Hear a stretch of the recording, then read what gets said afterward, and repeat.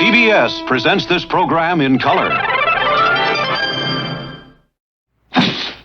Hi, I want to talk to you guys about influences. You know, like the stuff you hear on the radio or what somebody else is listening to, and you think, gee, yeah, I think I could handle some of that stuff. So when you go to the record store, you're going through all the records, and yeah, I've seen somebody hold this up on YouTube and say, this was a good thing. Yes. And that's influences. So, like, I watched Grant's Rock Warehouse. And they were talking one day about Starcastle. I actually had this album way back in the day. And you're probably saying, who the heck is Starcastle? Well, just imagine Yes in the realm of Close to the Edge, somewhere in that idea. That was basically Starcastle. You'd almost put the two records back to back and, gee, which one is Yes and which one's Starcastle? But Grant and his crew were talking about Starcastle one night, and I was going, yeah, I remember those guys. And by golly, influenced. So I got the Starcastle album that I used to have back in the day. So there you go. So from Grant, okay?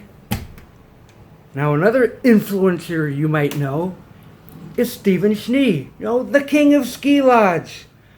And he also does 80s stuff, Return to the Living 80s and that sort of thing.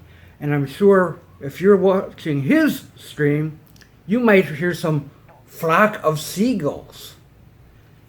It seems to me there was a video that he talked about a flock of seagulls going like, oh, this is one of my favorites, one of my favorites. But, you know, like, I've only heard one or two songs of them, and you probably know which two, so. So I saw this for like $4, and I thought, yeah, I saw Stephen Schnee talk about flock of seagulls, so let me try it. By golly, it's a winner. So he influenced me. Crazy. It happens, but sometimes you influence yourself. So when you're flipping through the record racks, you might spot Fleetwood Mac. Oh, Behind the Mask. It's basically the last Fleetwood Mac album. You know, like Lindsey Buckingham was out, and things were changing. They brought two new guys in, and they made an album, and it's not bad. It's not bad, you know. A lot of critics are going like, oh, that next to last Fleetwood Mac album. But I listened to it. It's listenable. So I wouldn't call it a throwaway. Sometimes you're influenced by just stupidity. Like, oh, I need this. Don't I? Well, I thought I did. Until I brought home the best of Captain and Tennille.